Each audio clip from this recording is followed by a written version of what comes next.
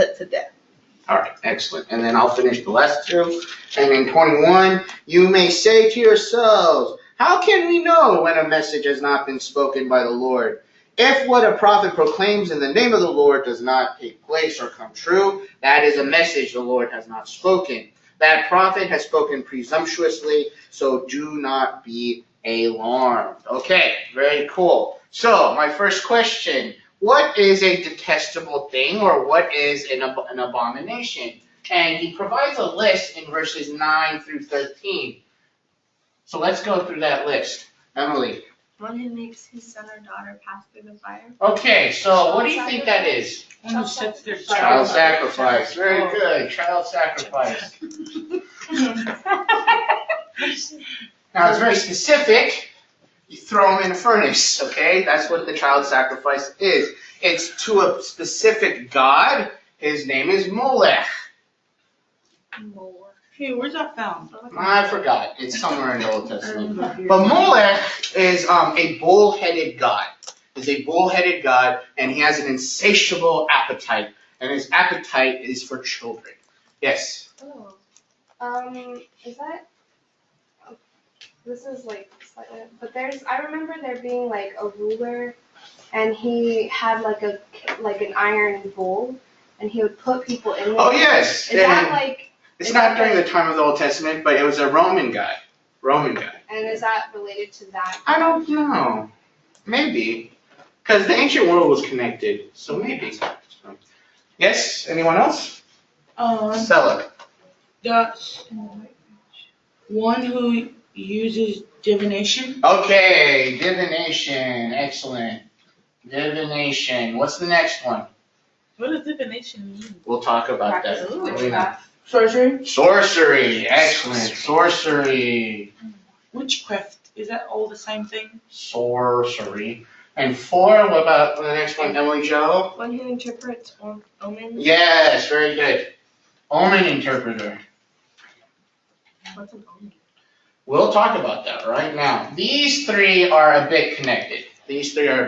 Yes, Stella. There's one for sorcery and witchcraft. Are they the same thing? No, we'll talk about that next. So these three are different, or these three are similar because what divination, sorcery, and omen interpreter is communication acts. No, because it talks about that at the end. It could be an aspect of it.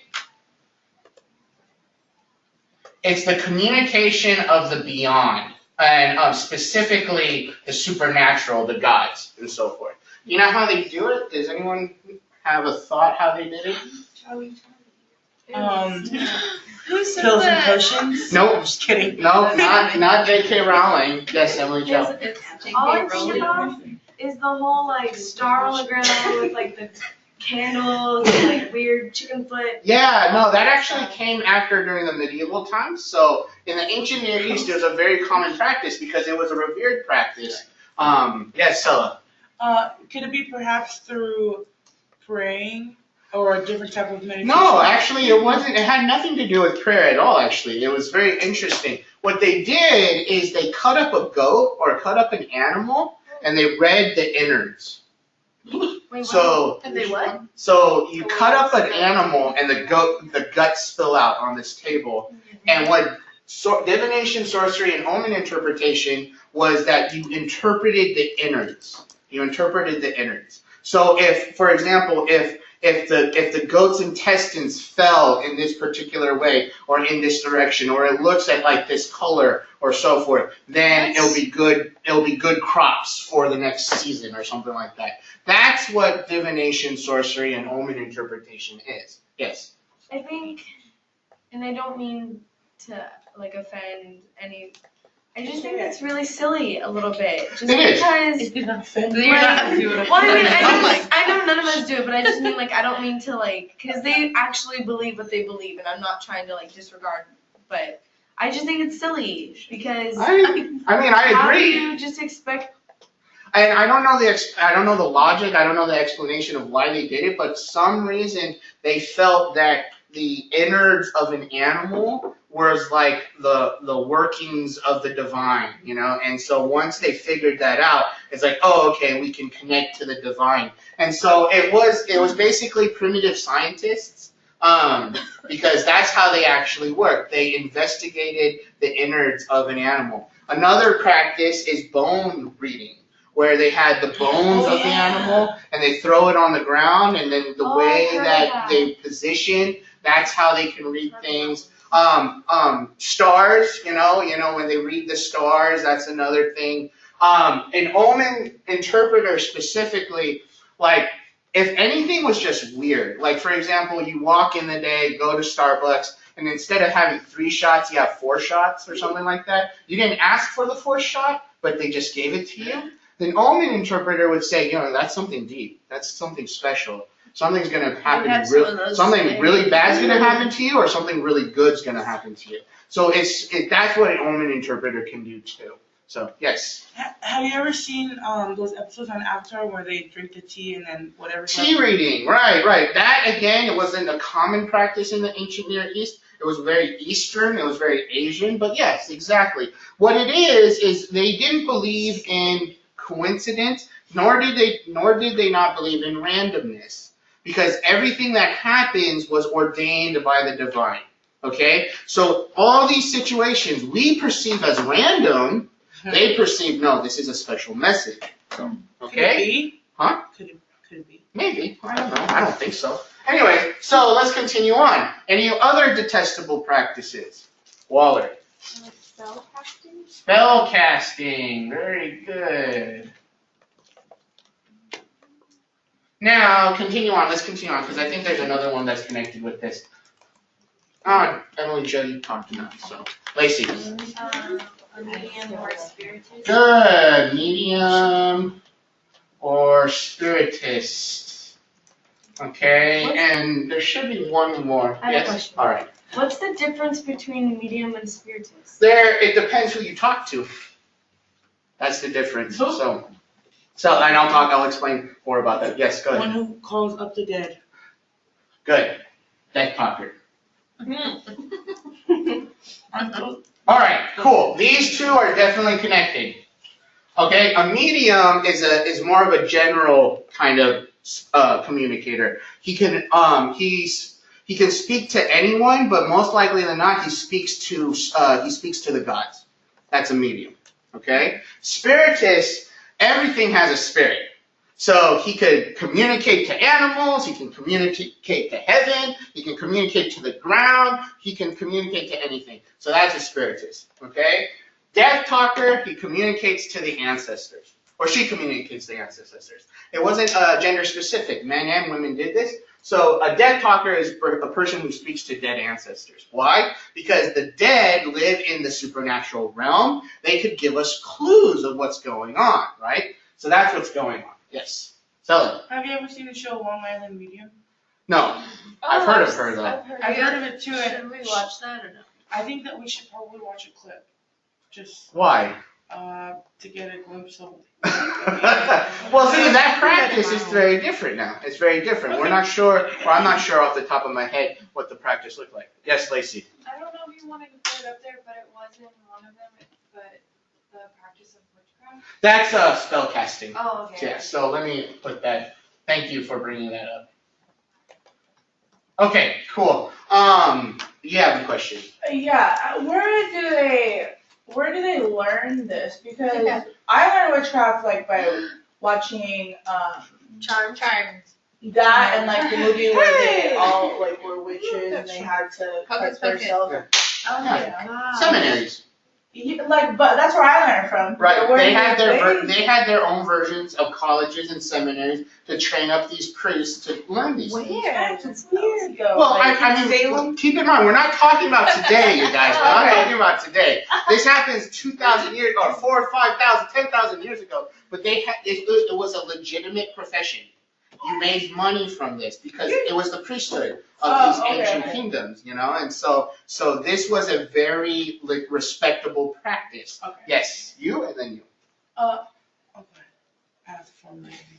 I don't know if this is like fully credible. Okay. But I just remember watching in like movies where, well, back in the day, anyways. When like, It's- or I've never been like, or an confirmed or investigation show or something like that. Uh-huh. But they had like someone that was like doing like mediums Sure. or stuff like a Sure. spiritist, and they would like most of the time it's like their parents were it, so they learned the trade type. Yes, so it's like an apprenticeship. Yeah. In many ways, because it's not popular as it was back in the day, it's very small. You know, so it'll be passed down through the family or passed down through anyone who's interested. But no, in this day and age, 10,000, 5,000 years ago, it was a legitimate thing. It was this thing that people revered. If you did this, you earned it. You were like the upper echelons of society. You know. Yes. Do you think people can talk to the dead, or it's just like all fake? No, I think biblically speaking, yes. We see that. There's an example of that. The witch of Endor, you know, where Saul goes to the witch and says, bring up Samuel and so forth. So apparently it was possible, but God says, don't do it. Don't do it. Especially for my people, you do not do it. And so anyone, in my opinion, continuing on with that tradition as Christians, even though it's possible, we shouldn't do it as Christians. You know what I'm saying? If I can loosely use the interpretation, everything is permissible, but not all things are beneficial, and that's one of those things. So, is that a continuation? Yeah. Okay, go ahead. So is there like, if you do have that gift, is there a right way to use it? Or like, is it a gift? Based on biblical understanding of it, there is no right way of doing it. Even if the intention of doing it is good, there is no right way of doing it. Like, for example, a contemporary example is Wicca, right? These are witches that supposedly have good juju or good vibes. You know, you're kind of doing the same thing, you know, and so as a bad witch, whatever. So I think that's my take on that. Stella. I guess it kind of correlates to the question. I was thinking about, you know, I never watched the show Long Island Medium, but I did watch a few reviews on, because, you know, they show commercials. And I saw a commercial and she was just like, we just love God and we, like, this is just how he uses me. A lot of people love God. Yeah. And it showed her, like, waking up in the middle, like I guess they just recorded her sleeping, and she was just like writing, and the next day she woke up and it was like not even her writing, but it was all accurate. Like, it was literally and I was just thinking to myself, like, if she, like, wouldn't God like just smash her like a little bug? Or well, I mean, God has his own will and plan for every individual on this earth, right? Very true. You know, there might be a reason why it's continuing on. Okay. Is that your hand up? Yeah. We'll go for a while. So.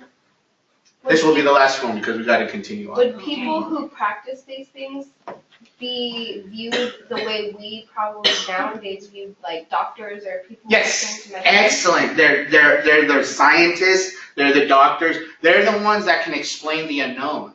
And in this time, the unknown was a very scary thing. You know, you want affirmations, you want sure things, and so these are the people that will give you that certainty. You know, and that's why they were so revered. Okay? The fifth one I want to explain, spellcasting witchcraft. It's the manipulation of natural things to get something that you want. Okay? So, for example, if a man comes and he goes to this witch or sorceress or sorcerer or warlock or whoever, and he goes, hey, you know, I'm not really good talking to the ladies.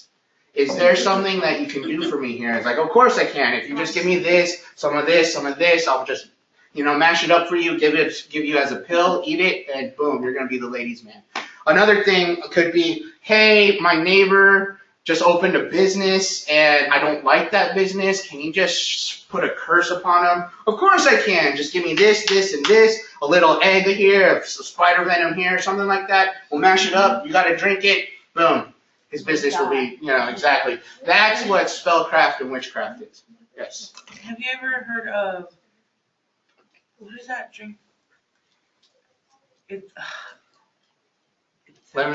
you remember it. No, it was on BuzzFeed, and it was like absinthe. Was that like for potions? No, it's an alcoholic drink. Yeah. So, okay, alright, cool, excellent. So those are the detestable, abominational practices. Here's the next question. What is the purpose of all these? What is the purpose of all these? Try to summarize what is the singular trend. Brandon, go ahead.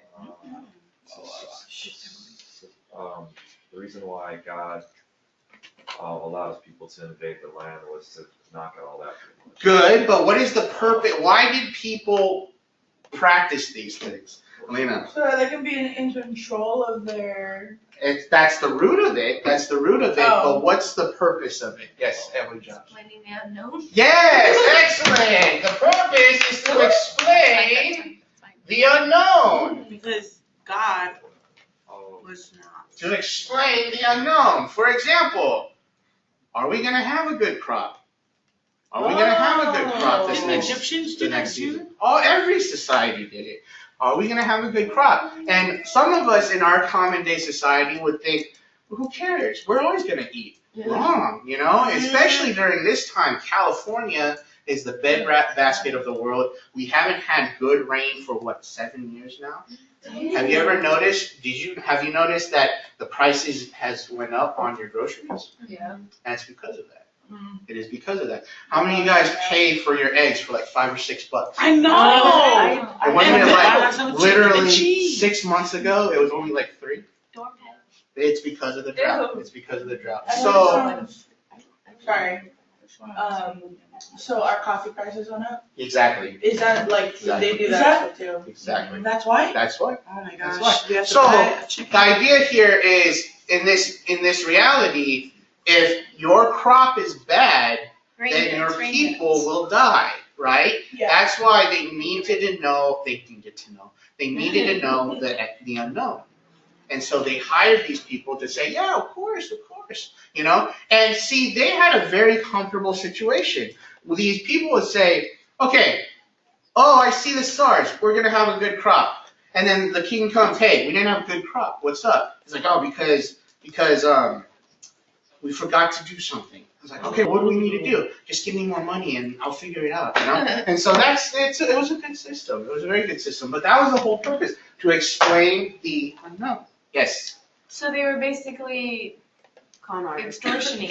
Yeah, of course, absolutely. Because everyone will put money to explain for the unknown. It's beyond your time, but there was a woman on television who was a psychic, Miss Cleo. We know Miss Cleo. She had a $1 million enterprise. $1 million Ooh, enterprise. Sylvia Brown. Yep. I used to watch her on my This phone. Long Island Medium, same thing. I So, was like, heaven is this. yes, Shmia. I was watching this thing on BuzzFeed, and there is a thing called angel reading. Yes, exactly. Really made that? me feel uncomfortable. Oh yeah, angel. It's basically tarot card reading. Yeah. What is that? The idea is that you can communicate to the angels because they communicate to God. So like God is like this boss, and he delegates certain things to the angels, and then the angels start, around the water machine. They talk, and you get to listen to them. So, anyways, next question. Instead of these practices, who did the Lord provide for Israel? Yes. A prophet. Very good. Now, what specifically is the prophet? Someone, Yes, go ahead, Bethany. speak to them all that I commanded. Excellent. So in reality, literally, he is the mouthpiece of God. He is the mouthpiece of God. So the whole idea here, the whole idea of establishing the prophet is to showcase the holiness of Israel. This office was an aspect or another reason to showcase the holiness of Israel. Because the surrounding neighbors, they do all this junk. You guys are different. I will call a person just like Moses, because that's what the text says, and he's going to go straight to the top. He's going to go to the CEO, and I'm going to speak through him. Okay? That's what makes them different. That's what makes them holy in that sense. Yes? I want to go back to Lacey's question when she said, is there a good way? And I would think that this would be it, right?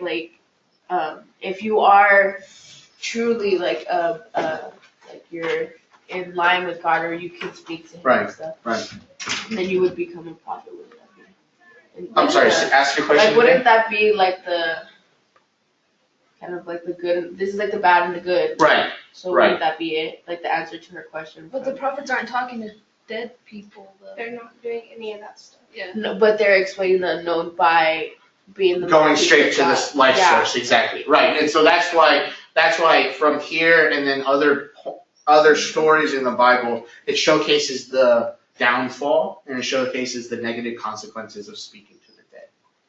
So, okay, and how is the prophet described? How is the prophet described? Mouthpiece of God. He's called. He's gonna be in the tradition of Moses, meaning that he speaks for God and so forth. Let's talk about the consequences. If a prophet speaks of something and it doesn't come to pass, what happens? They get stoned. They be put to death, which the most popular punishment is to be stoned. And how do you know when a prophet is prophesying? When nothing comes to pass. Okay, this is a high stressful job. The prophet is a high stressful job because in reality there's no other proof other than that what you say does not come to pass. Okay? And so it's kind of a messed up job. It's kind of a painstakingly scary job. Why? There's so much caution to it. Because you pray and you get a word. It's like, Lord, is this really from you or is this not really from you? You know, it's like, how do I know? And so forth. And so it's scary. It's extremely scary, okay? And so that's one of the things that gripe me, especially in evangelical Pentecostal churches where people just say willy-nilly, I'm a prophet, I'm a prophet, I'm a prophet. Really? Are you sure? Because as I read in the Old Testament, that is one scary job. I do not wish to be a prophet. Yes, Walter.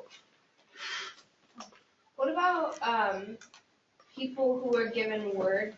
Yeah. That are like especially in the Old Testament, words about the coming Messiah, like clearly in their time it wouldn't have come to pass. Right.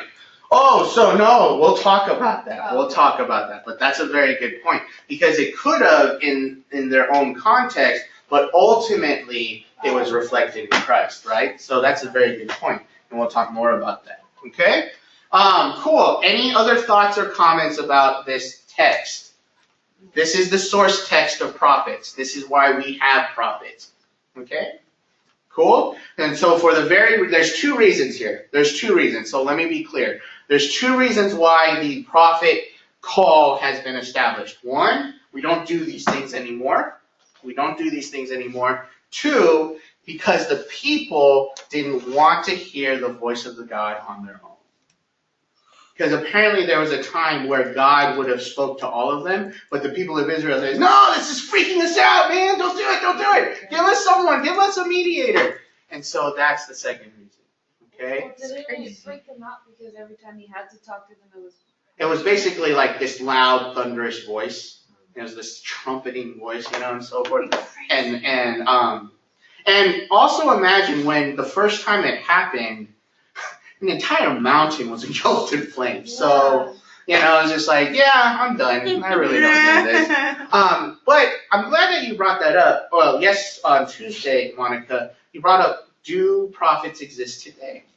And in a certain reality, not really. Why? Because as Christians, what do we believe? About God speaking to people. He speaks directly to all of us. This is one of the main reasons for the prophet. It's because the people of Israel didn't want to hear God individually. That's why they had the prophet, right? But now as Christians with the Holy Spirit, God speaks to all of us individually. So does the prophet role from the Old Testament still exist today? Who knows? Who knows? Yes? So today, is there a difference between being a prophet and being prophetic? Yes, I think so. And that's what Monica brought up. I think one can exercise through the prophetic, but one is not deemed, one doesn't have to be deemed, quote unquote, a prophet. And we'll talk about why. Yes? Like, can you explain, because I happen to be on Acts 11. And who is it? It's when Barnabas and went to Tarsus. Okay. And then it basically says here in verse 27, like, during this time some prophets came down from Jerusalem to Antioch. So. Okay. Yeah. Right. So no, I won't. Okay. But maybe later on, if I have free time, Yeah. there is a difference between a Christian prophet and Yeah. a Jewish prophet, and so we'll talk more about that if we have time. But our focus here is the natures. Okay, cool. Do you think since in Judaism they don't in their world Right. they don't have Christ and they didn't receive the Holy Right, Spirit because of blah blah. Right. So do you think that in their like culture, whatever, that they have Old Testament prophets? No, they don't anymore, and here's the reason why. Here's the major reason why. The temple's not established anymore. And one of the reasons is, and we'll talk about this, is that the prophet wants us to return back to covenant obligation. If you don't have a temple, we're kind of at an impasse, or we're kind of held back. You know what I'm saying? And so once the temple is reestablished, I believe they feel, and this is a generalization, but I believe that many will feel that the prophet will come back. So, okay? Cool? Cool. All right, let's continue on. So let's talk about the word prophet. The word prophet. There's three words. There's three words used in the Hebrew. All right? Word number one. Jose. Jose. Now, I'm a bad Hebrew student, so please don't ask me what it means. But it's Jose. Okay? The second word is roe. Roe. Okay? The third is the most common. The third is Nabi. Nabi. Okay? So there's three Hebrew words for the prophet. Jose, Roe, and Navi. Okay? Navi is the most common word. Okay? And I believe, yes, right, it occurs over 300 times in the Old Testament. And it is believed that it's based on the the Akkadian influence, and it suggests to be called. To be called. Okay? Because in a dictionary, when you see Nabi, it means prophet, right? But if you break it down, it is suggested to literally mean to be called. Okay?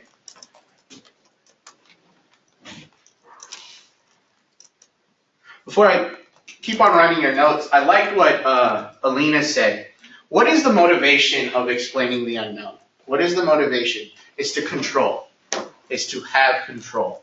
It's to have control. By doing these things, manipulating nature, manipulating the superpowers and so forth, you have control over the unknown. You have security, okay?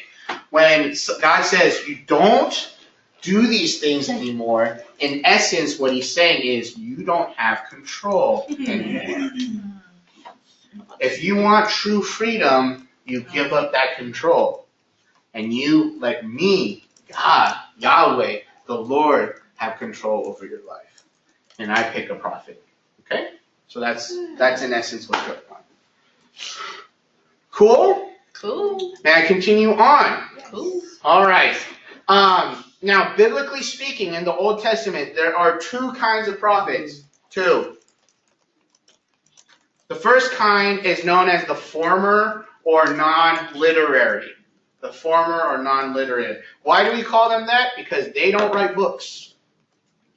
They do not write books. Okay? And these prophets are found in Joshua all the way to 2 Kings, excluding Ruth. All right? So the former prophets are non-literary prophets because they never, or they haven't written books, or they have not written books. Okay?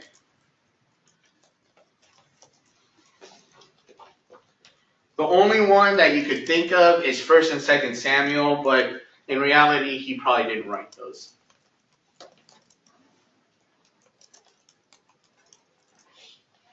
And these prophets had a specific audience that they addressed, and most times than not, it were the kings or the leaders. Okay? They dealt with the leaders. So we're not talking about these prophets. We're not talking about these prophets. We're talking about the second kind of prophet, which is the latter, the literary, or the classical prophet.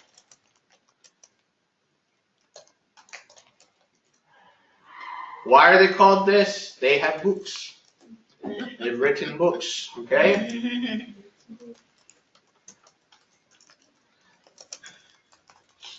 So these are Isaiah, Jeremiah, Ezekiel, and the 12 minor. I've omitted one. Who did I omit? You omitted Daniel. I did. I've omitted Daniel because according to Jewish canon, he is not a prophet. He is not a prophet, and I'll explain why when we get into Daniel. Another thing, too, is Daniel did not write his book. Or, not majority of it. Maybe the second half. But he did not write his book. Okay? And compared to the former, these guys dealt with everybody. So from the poorest person to Israel to the most powerful person to Israel, they dealt with everyone. They dealt with everyone. Okay? Cool? Not cool yet. Alright. Super cool. I'll put one more slide up and then we'll take a break, okay? Okie dokie. You said Jonah, not Jonah, what's his name? Daniel. Daniel, okay.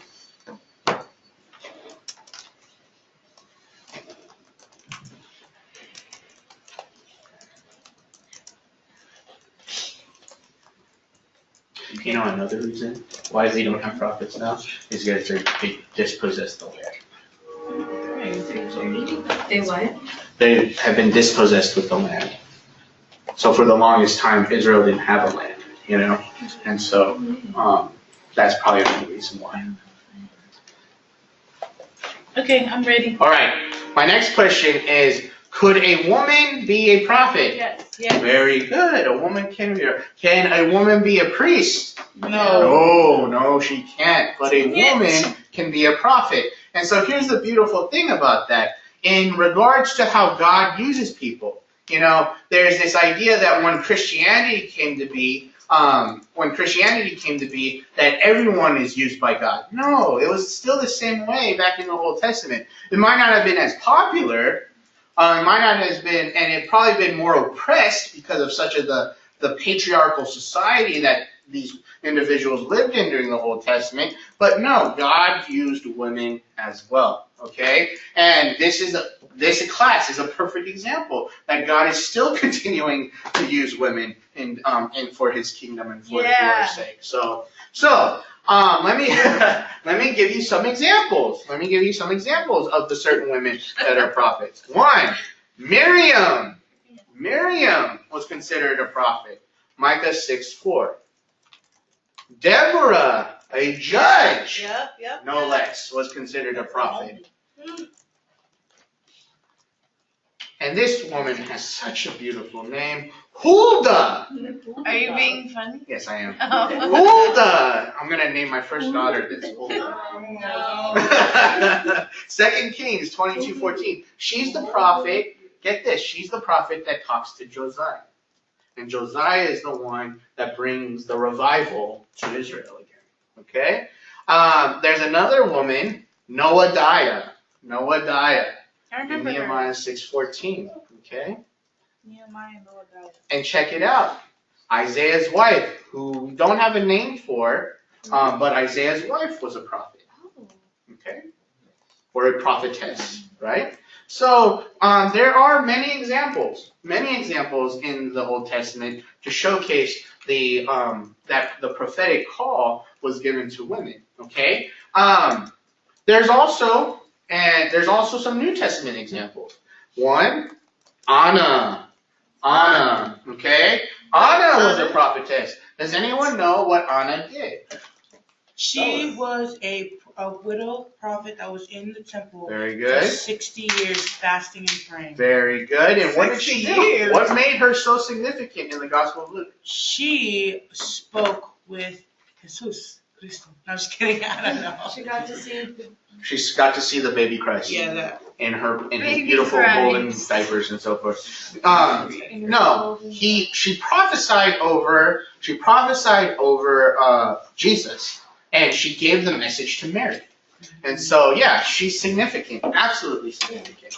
Wow, Anna's wonderful. Go, Evan. And then finally, and it's not just simply these two examples in the New Testament, there's other examples, but finally, also the daughters of Philip. The daughters of Philip, who are also prophetesses or prophets. Okay? So women can be prophets. Women can be prophets. Okay? And like I said, remember how I told you that that the prophet role, it showcases the wildness of God, the danger of God, the part of God that doesn't really follow the status quo or societal norms. Yeah. This is the reason. This is the reason. So if you have a very male-dominated society and you want to shake things up, God says, hey, I'm going to call a woman to be a prophet. You know, so there you go. Cool? Cool. All right, let's take a 10. Oh, no, it's 9:04 right now. Yeah, let's take a 10-minute break. So come back here at 9:14, okay? Fine, 9:15. Okay, we're back. Great. Okay. All right, let's continue our discussion on what is a prophet. So we just talked about women being prophets, okay? Let's talk about misconceptions of prophets. Misconceptions of prophets, okay? First misconception. Prophets, where are you? Prophets, come on, there we go. Prophets are not fortune tellers. They are not fortune tellers. And an aspect to that is this. They don't speak on individual futures. Old Testament prophets do not speak about individual futures unless it has to affect the entire community. So they might have prophecies over kings and so forth, but the reason why is because what is the king responsible for? For the well-being of the people, okay? So they do not speak to individual futures, all right? That's what I'm suggesting about fortune tellers, all right? And it's an affirmation that they do not speak of personal futures. So when if a person comes to a prophet and says, "Prophet, will I be happy? Will I have my husband? Will I have my 3 kids? Will I have that house?" That's not what a prophet is for. That's not what a prophet is for. Or on the opposite of that, prophet, will I have that awesome job? Will I be that star athlete? Will I be this? Will I be that? I can glorify God as a quarterback. That's not what the prophet's for, okay? The prophet is to speak on behalf of the well-being of the entire people of God. Yes, Emily So Jo. is that why when, like, I don't remember what class it was, but someone was talking to us about prophesying over someone Okay. and how, like, if you get a word of, like, either who they're going to be with, when they're going to get married, where they're going to live, Right, in regards of, like, what type of house or something like that, right. to be very, I don't want to, yeah, to be very skeptical Absolutely. about it. I am a firm believer of that. And do you I'm a think firm that's believer. partially because of that? Right. Yep. I do. I personally do. Because what if it doesn't come to pass? Yeah. What if it doesn't come to pass? What What if prophesying? that, or then, like, yeah, and then that person is, forgive me, screwed, it's like you just brought yourself to death, So yeah. So just be very careful with that. I will highly encourage everyone else here, if you ever had a prophecy of like, this is the type of person you're going to marry, or this is the type of job you're going to have, and so forth, or this is going to type of the future, it's very specific, just be skeptical. Just be skeptical. That's all I'm asking. Chelsea, did you have a comment or no? Yeah, but That's a large bag of fire Cheetos, by the way. but you're gonna Oh, it disappeared! Judging? Magic. Like this was a judging in preschool. Go for it, I Chelsea. I had somebody tell me, and I feel like I'm putting myself on, not blast, but just like whatever. But somebody told me my husband wasn't here my first year. I was okay with it, but I was like, Your husband wasn't? wasn't here. I'm totally okay with that because, well, the pool. You know. Oh. No, I'm sorry. I saw the setup. I saw the setup. Sorry. Very good. Okay, let me continue on. Yes. Is it okay with that? That was. Isn't there somewhere in scripture or like something like if we are the mouthpiece of God and we're sharing a word, it can become relatable to the generation today, but like shouldn't it come like straight from scripture? Exactly. Right. Very good. Yes. So if someone prophesies over you, because I mean it probably will happen once more time in all of our lives. Right. That someone will prophesy like either a job, wife, husband, Right. all those things. If like someone does that and it's in a moment where you can, should you be like, can you back it up to the scripture, or do you just? Well, see, that's the problem. There's no scriptural evidence for it, And so, and then another thing is, I just thought of this. This could be a behavior of the Christian prophet. I don't know.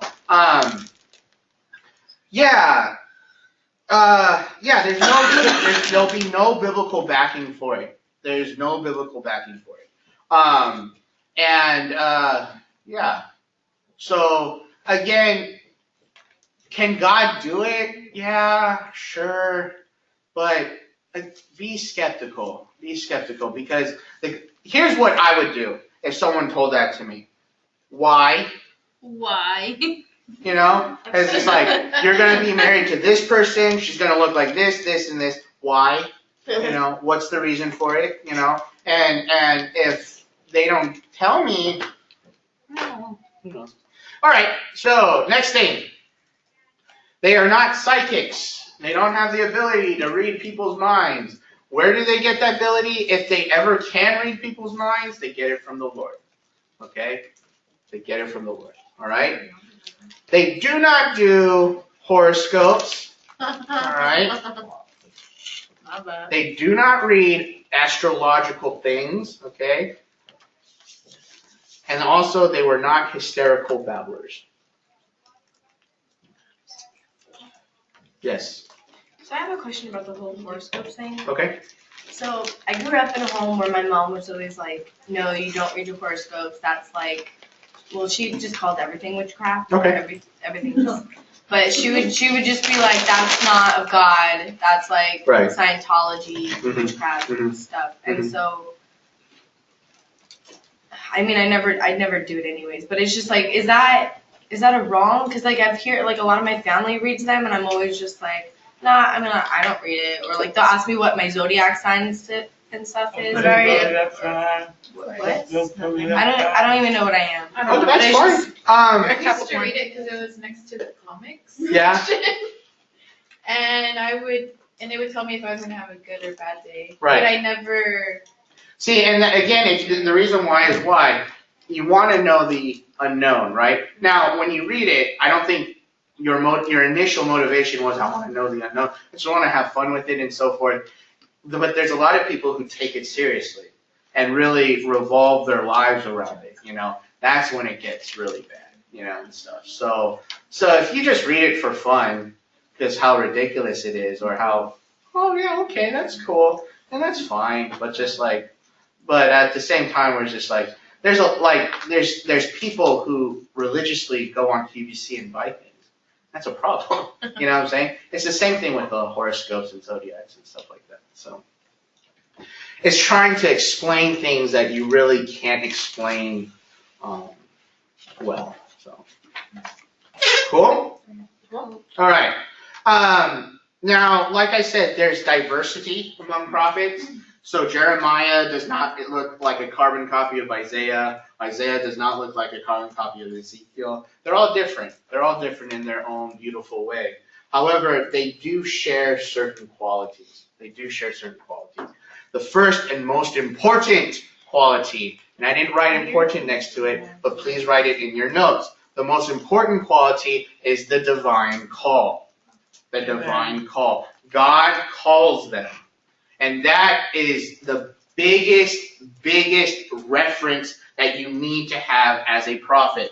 You are called, okay? And so going back to the discussion of Emily and Monica the other day, so is there a difference between a prophet and moving in the prophetic? Yes, there is. I think God can use an individual in a temporary way to exercise that propheticness, but that does not really necessarily have to deem that person as a prophet, okay? This call is what deems you as a prophet. You need to have the call, okay? And the call for Isaiah, for Jeremiah, and for Ezekiel are the same. They are the same. There's certain differences, but they're the same, and I'll show that to you guys, okay? But you need to have this call. In my opinion, biblically speaking, you need to have this specific call, okay? So the divine call is the most important trait for the prophet. If you don't have the divine call, you are not a prophet, okay? Cool? All right. Another quality is the divine word. Remember, what is the prophet? The prophet is what? The mouthpiece of God. The mouthpiece of God. Okay? Where does he get that word? From God. All right? So he speaks on behalf of God. He is the mouth. He's the mouthpiece. He's the bullhorn, if you will. Okay?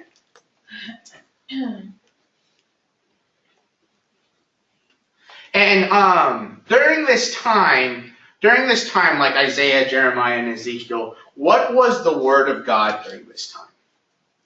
What was the quote-unquote written word of God during this time? The Torah. The Torah, exactly, the first 5 books of Moses. Okay? So in many ways, for them, they are returning to the law. They are returning to the law. Okay? And so for us as Christians, we might not like that. Because why? We're anti-law. So we say, but in reality, we're still people of the law. We're still people of the law. Has it been refashioned? Of course, through Jesus Christ, right? But we return back to it. Why? Because the law preserves the covenant.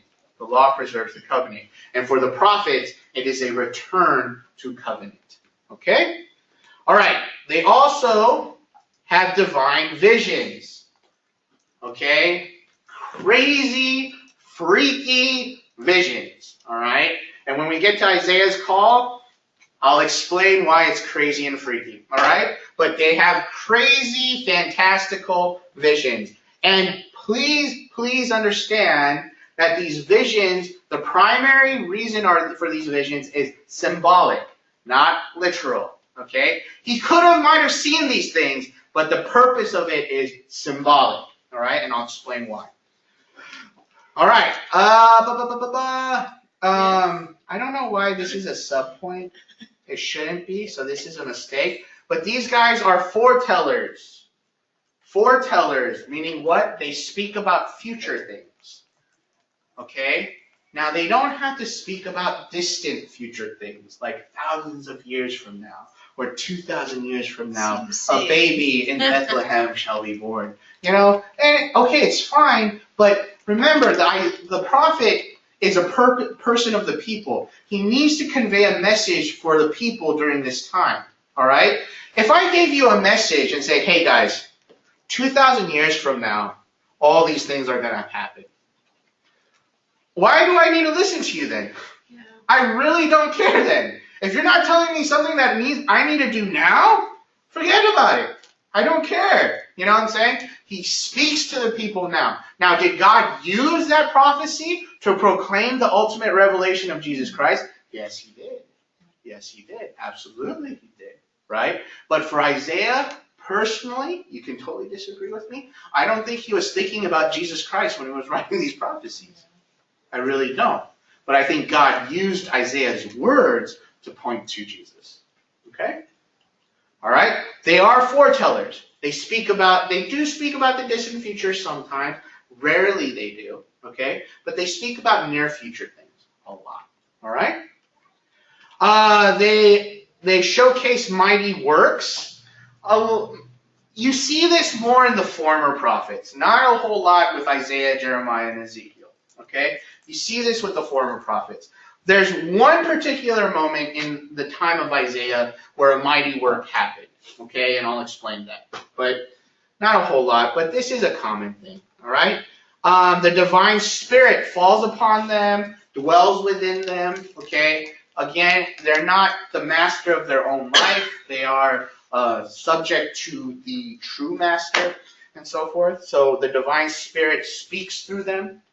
And when I mean divine spirit, it's not new age, please. What is it? Oh, God. It's the Holy Spirit? Okay, thank you. All right. And I don't know why this is a subpoint as well, but they are forth tellers. They are forth tellers, meaning that they emphasize the present, things that are happening in the present, what's going on during this situation. And what they do, you guys, is they connect the dots. They connect the dots. It's like, okay, this is happening here. That's happening down the street. This is happening while I'm in the bathroom. What's going on here? You know, what's happening, okay? So that's what's going on with forthtelling. They see all these different variables, but they find a connection in them, and they say, okay, this is what God is doing, okay? And in reality, in regards to foretelling and forthtelling, the prophet is more of a forthteller than a foreteller, okay? The prophet explains more about the present than he really does of the future, okay? And that was one of the things that challenged me growing up as a Christian. I always thought prophet were future people. They talked about the future and so forth and whatnot. No, that's not the case at all. Rather, they talk about the present. They might use the future to emphasize something in the present, but their focus is what's happening in their ministry right now, okay? And also prayer. These guys pray. These gals pray. And when I say pray, they prayed a lot, okay? Because what is the source of their communication? God. How do we communicate with God? Very good. It's not difficult, folks. It's hard. It's extremely hard. Please don't ask for this call. If you really, please don't ask for it. Anyways, if you are a prophet, you're going to be forced to do it.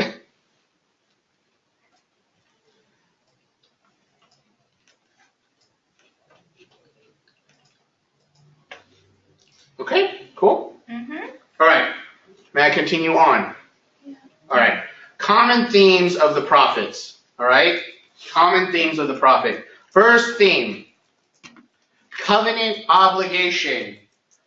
The people of Israel are not satisfying their responsibilities in the covenant obligation. They're not obeying the Lord. That's bad. That's really bad, okay? And so for Isaiah, Jeremiah, and Ezekiel, they are asking to return back to covenant obligation. Repentance, if you will. A call to return to God and His Word, which again, what is His Word during His time? The Torah. The Torah, the law, okay? Very good. It is a call to personal holiness and righteousness.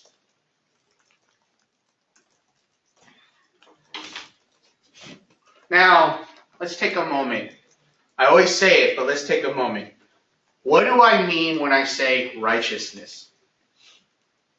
Do I mean that you pray 3 times a day, that you read your word for 30 minutes in the bathroom, that you fast 3 weeks every trimester and so forth? Is that what I'm talking about? That you have to live a squeaky clean life? What do I mean by righteousness? Chelsea. Living like God. And what does that look like? Does that look like I fast 3 weeks out of every trimester, read the word? It's about relationship. Very good. It's to be fair. It is to live fairly. It is to live fairly between people. You know what I'm saying? So for example, if a celebrity comes into this room and a homeless person comes to this room, I don't give special attention to the celebrity because both of them are created by God. That I show them equality. I show them fairness. That's what righteousness is. Righteousness was a legal term Righteousness meant fairness, how you treat people. Okay? So that's what I mean here. It is a call to personal holiness. You live your life in accordance to obedience to God, but then also with righteousness. And when I mean righteousness, I mean you live fairly. You live fairly with other people. You try not to abuse. You try not to overpower. You try not to victimize. Okay? And then the third covenant obligation is a call for God's people to be at peace with each other. This is shalom. Shalom is peace in Hebrew. Say that with me one more time. Shalom. Very good. And this is a holistic peace. This is a holistic peace. It begins with the inner person, and then it grows out from that. Okay? So that there should be peace in the government. There should be peace in culture. There should be peace in class. There should be peace everywhere. There should be peace. Okay?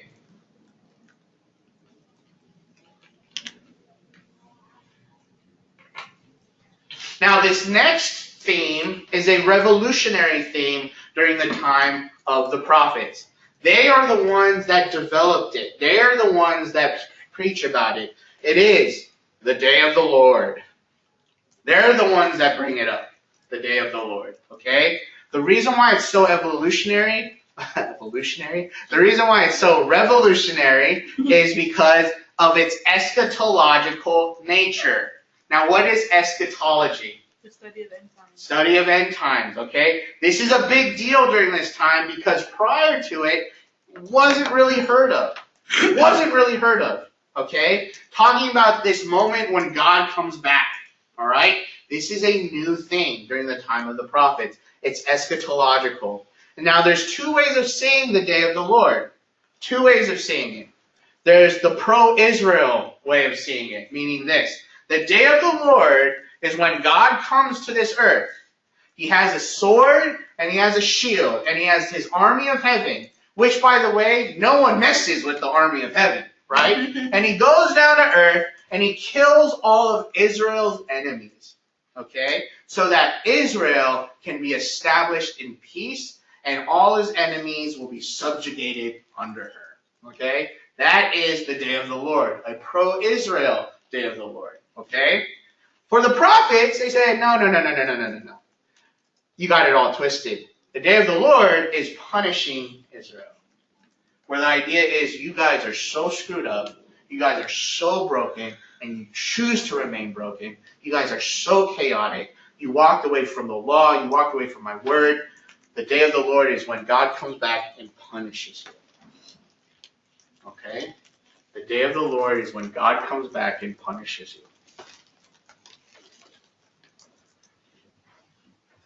Okay? And then finally, another theme is the Mashiach, or Messiah. Messiah. Okay? And how many of you have my classes about New Testament? What's the literal translation of Mashiach? The Savior. Greasy guy. Greasy guy. Greasy guy. It is someone who has been bathed in grease or oil. That's what anointed means. That's what anointed means. Mashiach means greasy guy. Okay?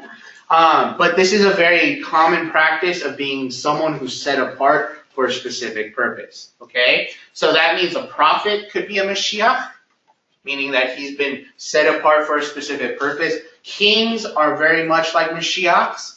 They've been anointed for a special purpose. Priests are anointed for a special purpose, and so forth. Ultimately, we attribute this to Jesus Christ, who is the ultimate revelation of being set apart for the ultimate purpose. Okay? Cool? Cool. Any questions? No. All right. So that's the general understanding of what is a prophet. What is a prophet? So what is a prophet? Give me 5 points that you learned. What is a prophet? Sella. One who is divinely called. One who is divinely called. Very good. I'm going to escape this now so you guys don't see. What is another one? What is another one? Waller. Divine alert. Divine word, very good. And explain that to me in your own words. What does that mean? It's like the mouthpiece, so Very that good. way they would have Yeah. divine God. Beautiful. Very good. Very good. 3 more. Emily Jo? Prayer. Prayer. Dedicated to prayer. Absolutely. Absolutely. Anna? She said mine. I'm so I was sorry. gonna say that too, but Burnett. forth teller. Forth teller. And what is a forth teller? Somebody who talks about the present and now. Exactly. Explain the current situation. Very good. Very good. One more. Bethany. Huh? Divine vision. Divine vision. Very good. Very good. And they will be scared. All right. Excellent. Let's continue on and now go to Isaiah. Isaiah. How you say his name is Jewish? Hebrew. Yeshayahu? Ishayu. Yeah. And I could be totally wrong. So. I'll find out. All right. Cool. So let's talk about Isaiah. All right. The authorship and date. And by the way, initially, we are going to take the conservative approach. All right. We're going to take the conservative approach. I will tell you of the liberal or the other side of it, modern scholarship of what it is believed, but we here at SUM take the conservative approach. So the authorship, 740, 690 BC. 740, 690 BC. That is the ministry of the prophet Isaiah.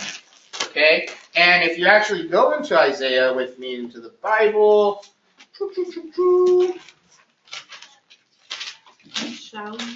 Yeshayahu, that was like, what, 85% right? The Bible gives the name in Hebrew. Oh, good. Yeshaya.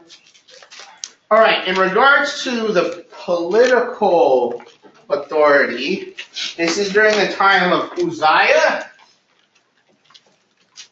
Yeah. Jotham, Ahaz,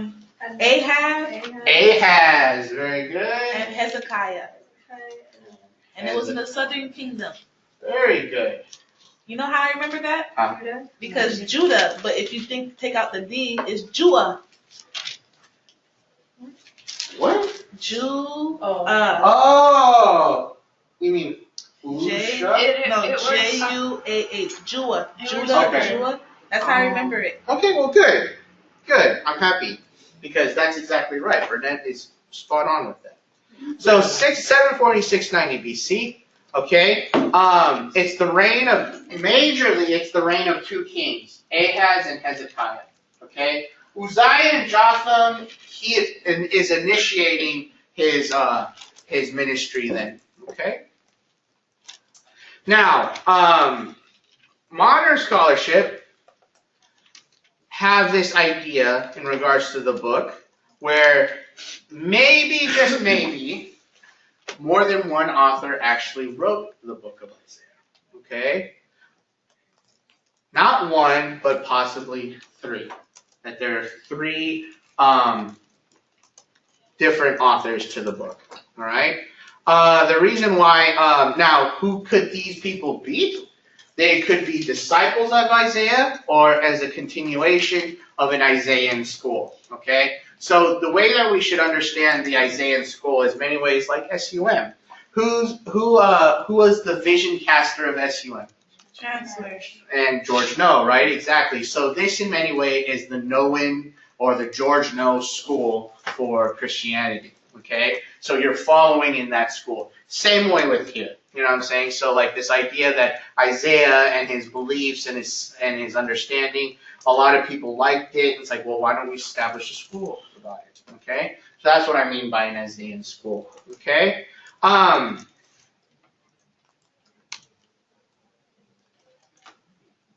So here's the theory in the most simplest form.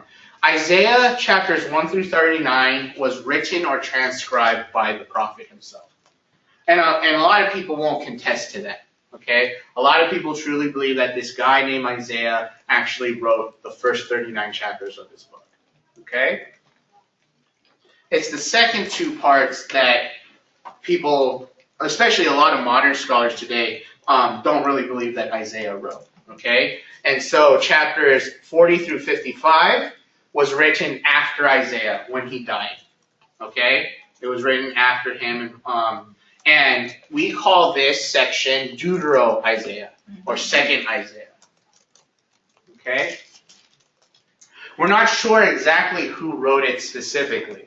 It could have been a disciple, okay? Or, like I said, it could have been that Isaiah school, right? And then the third section, what? Say that again? Proto-Isaiah is the first one, chapters 1 through 39, first Isaiah. This is Deutero-Isaiah, okay? And then the third section is the last 11 chapters, last 10 chapters, 56 through 66, and was believed to be written much later. And this is known as Trito-Isaiah, or third Isaiah. Yes? Is this the modern scholarship? Yes, this is modern scholarship. Now, conservatives believe otherwise. What do we believe? He wrote the whole thing. He wrote the whole thing, right, exactly. So you have these two theories, that more than one author wrote Isaiah, okay, and then one author actually did write Isaiah, which was the actual prophet. And we'll get into why. Yes, actually we'll get into why right now. Okay? Now, this is all done, the modern scholarship theory, it's a beautiful theory. It makes a lot of sense. It makes a lot of sense. But the question you need to ask is, what is the worldview behind the theory? What is the worldview behind the theory? But I give you 4 points on the defense of multiple authors. The multiple author theory, okay? The time span of the book. So basically the things that it talks about ranges from 740 to 538 BC. Can someone do the math on that? Can someone do the math on that? What is it, 202 years? 222 years? I think it's No, I think it's 202. Okay, I don't know about you. I've not met a person that's 202 years old yet. You know what I'm saying? So how could Isaiah talk about things historically for almost a 202-year time? Exactly, right? So the content of Isaiah looks like historically it ranges for 202 years, from 740 to 538 BC. How could one man actually write all that? Okay? 202? 202 years. Yes. And that means he would have to have lived longer than 202 years. Right. Because he has to be old enough to know how to write. Exactly. And then be old enough to write whatever happened in 538 BC. Right. Exactly. So. Very good. That's exactly right. So the idea here is it's not feasible, it's not probable, it's impossible for one person to write that much history and that much content. Okay? Yes, go ahead, Stella. What is the purpose of why is it important for there to just be one author? Like the same thing with the first. It has to do with authority. It has to do with authority. Where the idea is that the reason why we have 66 books is because it's based on a standard known as a canon.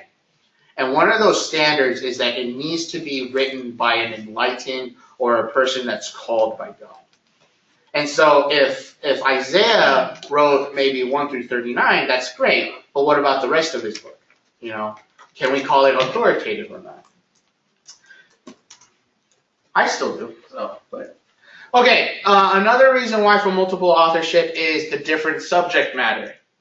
So in these 3 sections, they talk about 3 very different things. Okay?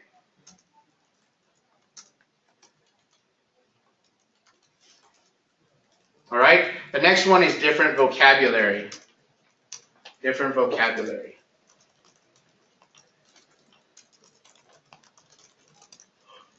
And then here's the big one. Here's the one that people say this is the reason why Isaiah the prophet didn't write it. Is because in the later part of his book, he actually mentions a king, King Cyrus. He mentions him specifically by name. Okay? King Cyrus was a Persian king during the time around 538 BC. Mm-hmm. How could he have possibly known that? How could Isaiah possibly know that? Right? So this is the biggest clue for these modern scholars to believe that Isaiah did not write all of his book. Okay? Now, before I continue on, here's the thing. It's the question on worldview. What kind of worldview developed this theory?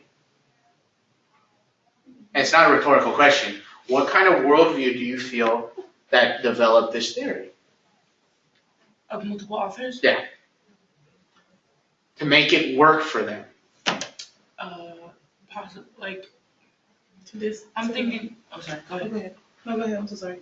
I'm thinking it's probably like a intellectual who, like, in order to make it make sense. Right. It's impossible for someone to have lived that long, and then, like, it has authority because of the author or because it's Isaiah. Yeah. But with that authority, it has to have logic and reason. Like, Okay.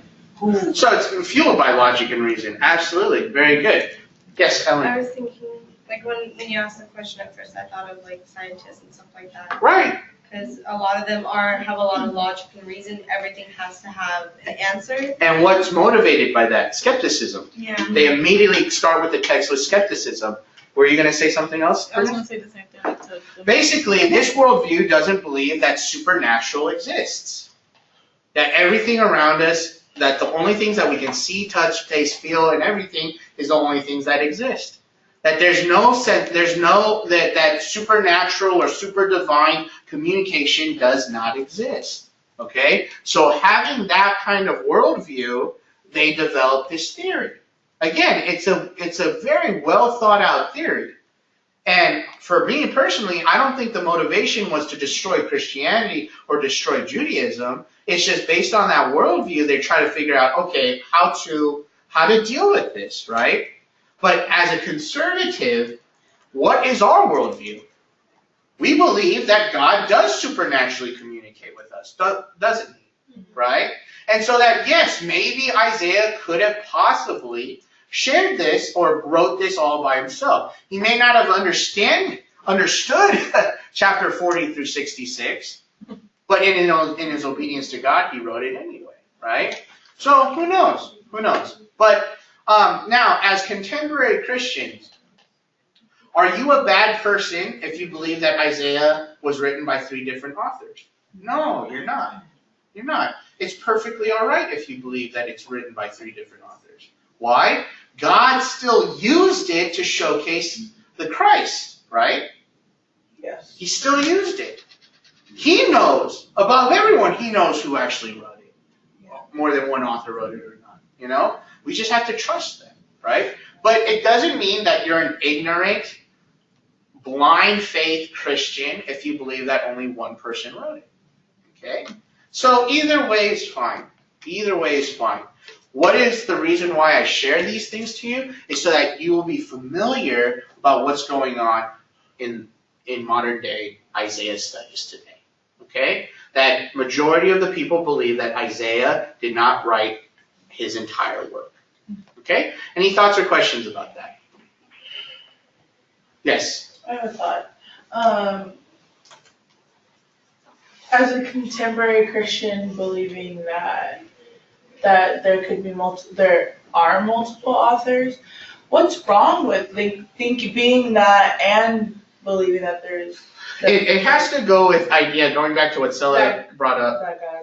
It's the guide. It's the standard. And so, and then you have to question. Well, then, what about other books? You know, especially the ones we don't like. Yeah. You know, can't we just say that we can take them out? You know, and so that's the problem here. Okay. So, and there's many other people, better people, who can explain it better than me. But okay. That's what I think that's what I didn't understand, like what the issue was. Yeah. But that makes sense. Yeah.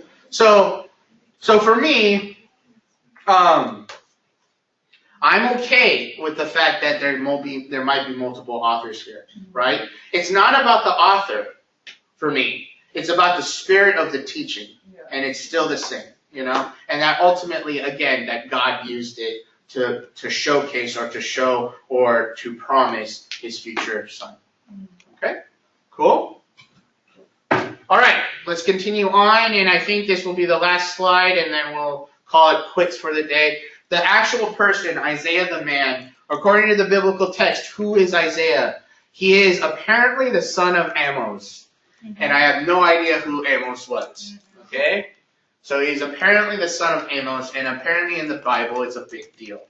Right? But again, I don't know who Amos was. I don't know what he did. I don't know what his profession was. Okay? But he began his ministry. This is Isaiah now. He began his ministry right after King Uzziah died. And if you read that story in 2 Kings, Uzziah died a horrible death. He died from leprosy because he did something to offend the Lord, and God allowed him to have leprosy or something like that. But that's just a tangent. So, yes. Along with reading Isaiah, would you want us reading 2 Kings as well to get the background? I won't require it, but if you would like to get the background, that's very good. Because here's why. You can tell when he gets very chastising, when he rebukes the people, depending on the kings. This was a bad king. This was a good king. This was a really bad king, I believe. So, yeah. So you'll get the sense of his message. There's a lot of people who don't really know, but it's theorized that this Isaiah may have been a priest. Especially because in Isaiah 6, he goes to the temple to receive his call. He didn't know that, it just happened, but he goes to the temple to receive his call. Who are the only people that can enter the temple? Priest. Right, very good. So he may have been a priest. Okay? And from the looks of it, because of that, because of his priestly role, he may have mingled with and participated in the royal court. What do I mean by the royal court? What is the royal court? Yes, exactly. The king and all his vassals and so forth. So, and it makes a lot of sense. It makes a lot of sense because they go to Isaiah a lot, especially in the last two chapters, 38 and 39 of 1st Isaiah. We see him mingling and talking to Hezekiah. So he seemed like this really important guy towards the end of his ministry. Okay? So that is Isaiah the man. Okay? And then we'll continue on after that, but we'll conclude for today. Any questions?